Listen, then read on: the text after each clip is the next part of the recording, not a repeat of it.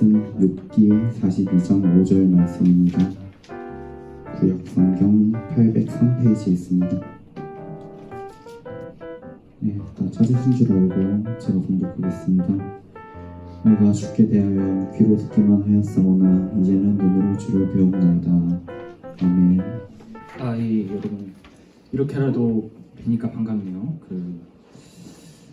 오늘 어쨌든 저희가 이제 어떻게든 간에 공식적인 이제 예배로 어쨌든 됐는데 오늘 예배 들으면서 그 생각이 들었어요. 제가 옛날에 10년 전에 청년부를 맡은 적이 있었거든요. 그때 이제 비슷한 상황은 아닌데 이제 그때 금요 예배를 내가 만들어야 되겠다라고 싶어가지고 금요 예배를 만든다고 선포를 하고서 그 회장과 부회장과 저와 두 명 제가 앉아놓고 설교를 했던 기억이 납니다. 반년 정도 그렇게 했는데 그러다 어쨌든 간에 나중에는 좀 사람이 많아지긴 했는데 어쨌든 그런 생각이 들면서 뭔가 감회가 새롭네요. 여기는 또 두 명도 아니고 또 사람이 많으니까 저는 원래 사실 소규모의 예배를 좋아합니다. 제 그릇 자체가 작기 때문에 그렇게 크게 사람이 많은 걸 별로 안 좋아합니다. 그래서 딱 소수로 딱 이렇게 소수 정예로 어쨌든 우리가 예배를 드리게 되는데 그리고 공교롭게 제가 원래 초에 임원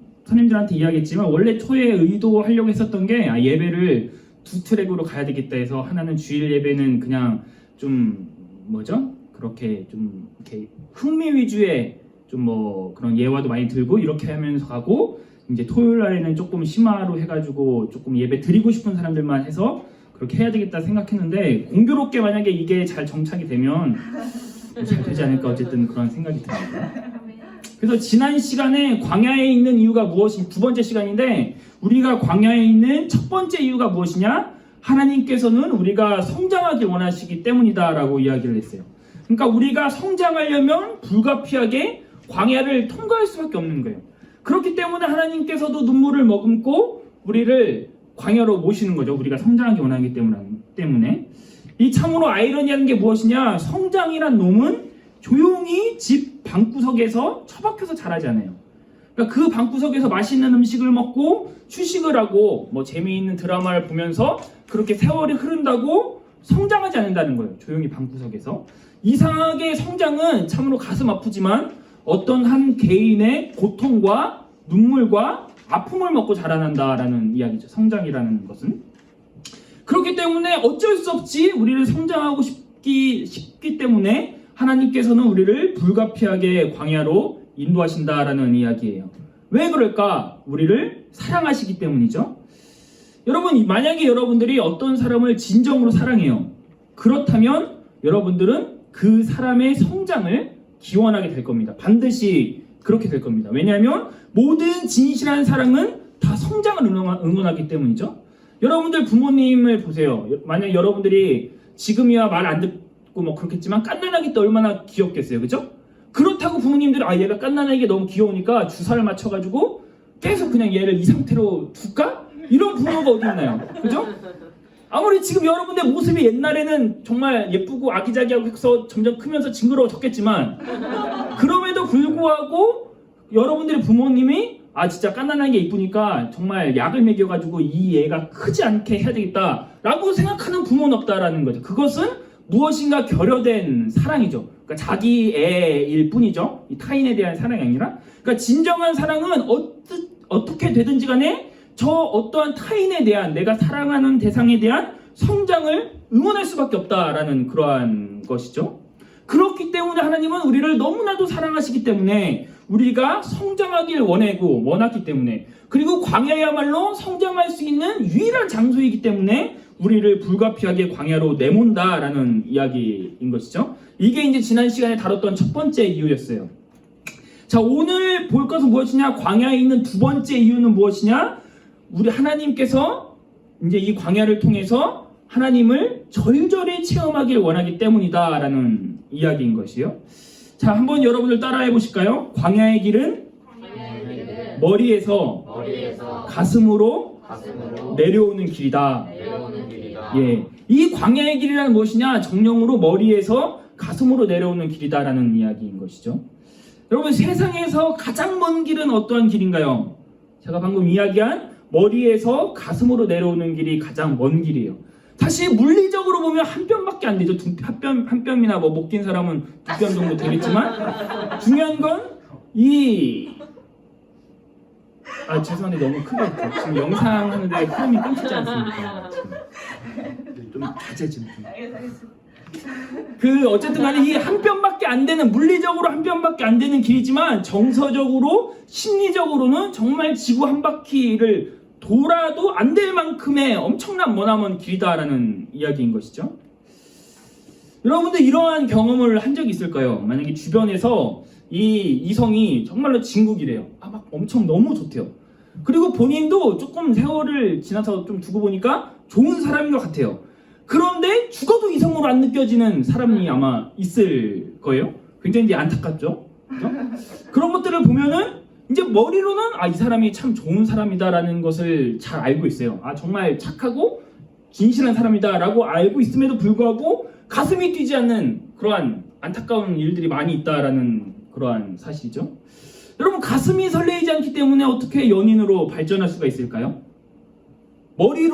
연애는 머리로 하는 게 아니기 때문에 머리로는 이 사람이 참 좋은 사람이고 만약에 나와 교제를 하게 되면 정말 나한테 잘해줄 거고 뭔가 충성을 다할 것 같음에도 불구하고 가슴이 뛰지 않으면 약간 좀 꺼려하는 게 우리들의 그러한 성향이고, 그렇기 때문에 제가 아까 이야기한 것처럼 머리에서 가슴으로 내려가는 길은 굉장히 너무나 머나먼 길이다라는 걸 제가 말씀을 하는 거예요. 그렇기 때문에 하나님께서는 이 머나먼 길을 광야에서 해결한다라는 이야기예요. 왜냐? 광야는 머리에서 가슴으로 내려갈 수 있는 굉장히 탁월한 안내자다라는 사실인 거예요. 이 광야만큼 그렇게 탁월하고 신속하게 그렇게 내려가는 길이 없다라는 거예요. 그렇기 때문에 하나님께서는 우리를 광야로 내모시는 거예요. 네가 가지고 있는 머리에 대한 하나님에 대한 생각이 가슴으로 내려왔으면 좋겠다라는 생각으로 그렇게 광야로 내모신다라는 이야기인 거죠. 여러분들도 아실 수도 있겠지만 한국 최고의 지성인이라고 꼽히는 이어령 박사가 있습니다. 아시나요? 아니요. 굉장히 책 좀 읽어주세요. 굉장히 최고의 한국인 중에서 최고의 지성, 옛날에, 그러니까 요즘에는 유시민이라고 이야기하지만 사실 몇 년 전만 해도 이어령 박사님이거든요. 근데 이 이어령 박사님이 원래 옛날에는 철저한 무신론자였어요. 그 무신론에 대한 어마어마한 책들을 썼고 어마어마한 논증을 했어요. 그래서 얼마나 똑똑한지 이 사람의 무신론적인 이 논리 앞에서 모든 사람들이 다 사실 무릎을 꿇을 만큼 굉장한 무신론자였어요. 여러분, 그런데 그러다가 이어령 박사가 갑자기 기독교인으로 전향을 합니다. 어떻게 그랬을까요? 어떤 탁월한 기독교 신학자가 나타나서 그를 지성적으로 설득하고 그렇게 논증을 통해서 굴복시켜서 이어령 박사가 기독교인으로 전향했을까요? 그것이 아니라는 거예요. 이어령 박사가 그렇게 기독교인으로 바뀔 수 있었던 이유는 자신의 인생길에서 광야를 만났기 때문이에요. 이 이어령 박사가 한창 잘 나갈 때 아픔이 있었어요. 어떤 아픔이 있었냐? 딸이 미국에 가서 결혼을 합니다. 그러다가 미국에서 일을 하다가 갑상선암이라는 그런 진단을 받아요. 몇 차례 계속 이제 암 수술하고 그렇게 함에도 불구하고 끝까지 이어령 박사는 이제 무신론을 고수를 했거든요. 그러다가 계속 죽을 고비를 넘기다가 그것이 끝이 아니에요. 이제 갑상선암을 걸리고 그리고 거기에 플러스 이제 실명의 위기까지 자신의 딸이 그렇게 처합니다.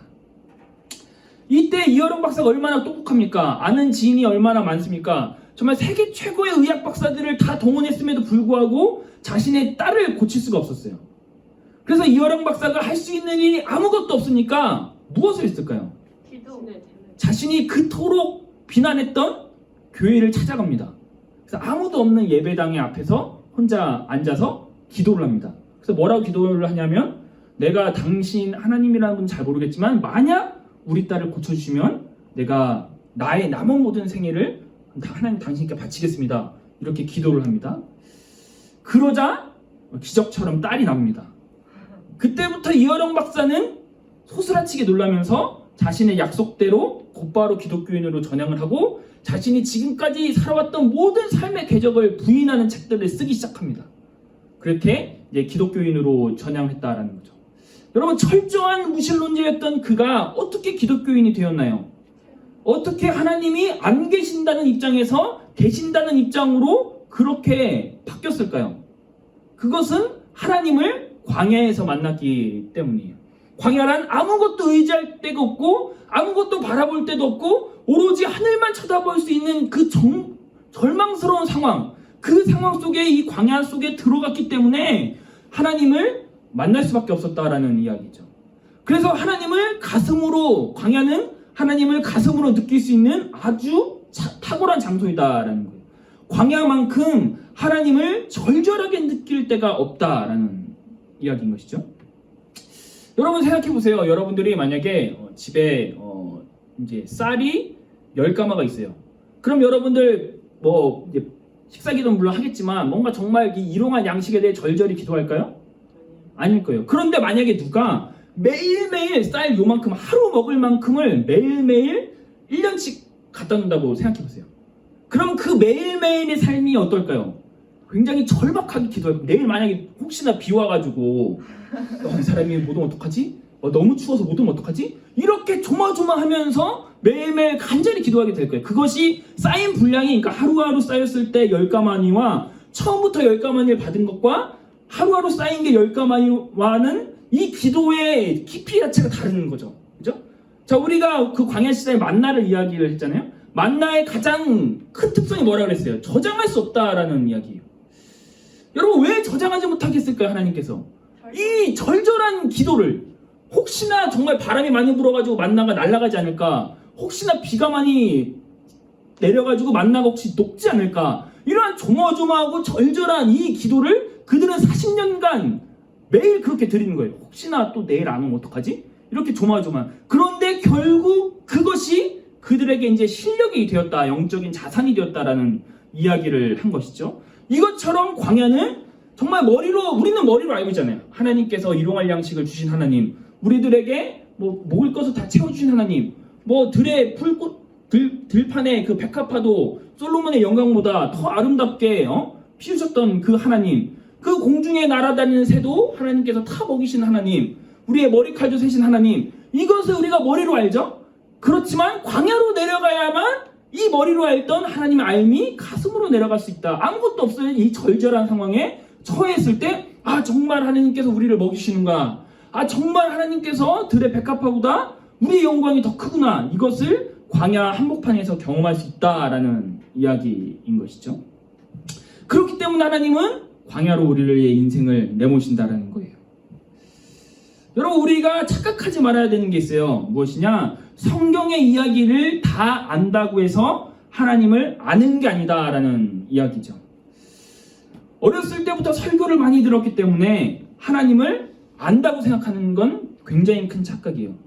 여러분들도 언젠가 많이 들어봤겠지만 성경에서 안다라고 이야기하는 건 히브리어로 야다라는 의미입니다. 근데 이 야다라는 용어가 이제 남녀간의 그런 이제 좀 그런 애매한 하는 그런 관계를 의미를 해요. 왜 이 야다라는 말을 썼을까? 그만큼 친밀하고 그만큼 친숙한 관계라는 게, 머리로서의 알미 아니라 정말 육체적인 그러한 관계로 인해서 그러한 것을 알미라고 이야기를 한다라는 거예요.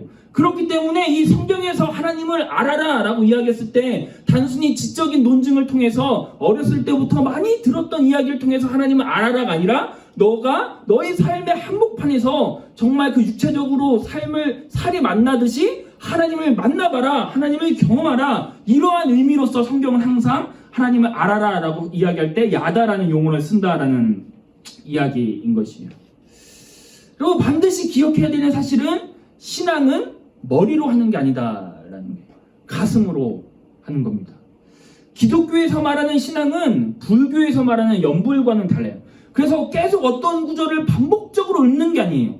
우리의 신앙은 살아있기 때문에 그래서 가슴으로 절절하게 선포되어야만 한다라는 것이죠. 여러분, 그렇다면 우리 가슴 한복판에서 그 신앙의 활개를 치려면 우리는 어떻게 해야 될까? 그렇기 때문에 광야로 들어가는 수밖에 없다라는 것이죠. 애굽에서 온갖 산의 진미를 맛보면서 하나님을 경험할 수는 없다라는 이야기인 것이죠. 이 방법 말곤 우리가 하나님을 절절히 경험하는 방법은 없다라는 이야기입니다. 우리 인간들은 굉장히 사악합니다. 그래서 아무것도 의지할 것이 없고 마실 것도 없고 식량도 없을 때 그제서야 우리는 하늘을 쳐다보죠. 그제서야 절절히 하늘을 바라보면서 기도를 합니다. 이어령 박사 여러분 보세요. 무신론자였을 때 그렇게 기가 하늘을 찌를 듯이 기세등등했단 말이에요. 그런데 그의 인생의 광야가 시작되니까 하나님이 그의 인생을 광야로 내모시니까 그가 겸손하게 되었고 내가 아는 것이 정말 아무짝에도 쓸모없구나 라는 것을 깨닫게 되면서 아무것도 할 수 없을 때 그제서야 하나님을 찾기 시작했고 그리고 그 광야 한복판에서 하나님을 만났고 그래서 그의 인생이 새로운 출발을 경험할 수 있다라는 이야기인 것이죠. 사랑하는 여러분, 왜 하나님께서 우리를 광야로 모실까요? 하나님을 머리에서 가슴으로 느끼게 하길 원하기 때문입니다. 머리의 신앙이 아니라 가슴의 신앙으로 하나님이 살길 원하기 때문입니다. 하나님이 나를 사랑하는구나라는 것을 머리로 하는 게 아니에요. 가슴 한복판에서 절절하고 절실하게 하나님은 경험하길 원하세요. 그리고 머리에서 가슴으로 내려올 수 있는 아주 탁월한 안내자는 광야밖에 없다라는 것입니다. 그래서 우리들의 인생에서 끊임없이 아무것도 없는 절박한 환경으로 우리가 끊임없이 내몰린다라는 그러한 이야기인 것이죠. 여러분, 오늘 본문 말씀은 욥의 이제 고백입니다. 우리도 많이 알았던. 욥은 정말 말할 수 없는 고난을 받았어요. 그리고 이유를 잘 몰라요. 잘 살다가 갑자기 한순간에 그 인생이 광야의 길로 접어들게 되었어요. 여러분, 왜 그렇다면 하나님께서 그의 인생을 갑자기 풍지박산 냈을까요? 오늘 본문을 우리가 한번 읽어보겠습니다. 오늘 본문 말씀입니다. 시작. 내가 주께 대하여 귀로만 듣기만 하였사오나 이제 눈으로 주를 배웠나이다. 아멘. 그 광야길 때문에 욥은 하나님을 만납니다. 지금까지는 귀로만 들었어요. 그 이야기는 무엇이냐? 지금까지 수많은 자신의 아버지나 조상들이 끊임없이 이야기했던, 야, 우리 하나님은 말이야, 이런 하나님이야, 이렇게 그냥 서당에서 배울 법한 그렇게 조상들이 이야기해준 스토리에만 그는 머물렀고 만족을 했어요. 물론 하나님을 사랑했겠죠. 물론 하나님께 예배를 잘 드렸습니다. 그럼에도 불구하고 그가 하나님을 사랑했던 이 사랑은 피상적인 사랑일 뿐인 거예요. 머릿속에서 나오는 그러한 사랑. 우리 인간들은 착각하는 게 머리로 안다는 게 이게 다라고 사실 생각을 한다라는 거죠.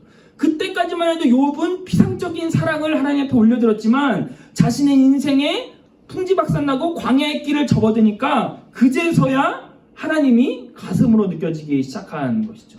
그래서 오늘 본문처럼 내가 귀로만 들었지만 이제 눈으로 주님을 봅니다. 이렇게 고백했다라는 이야기인 것이죠. 말씀을 마치길 소망합니다. 네, 반주 해주시면.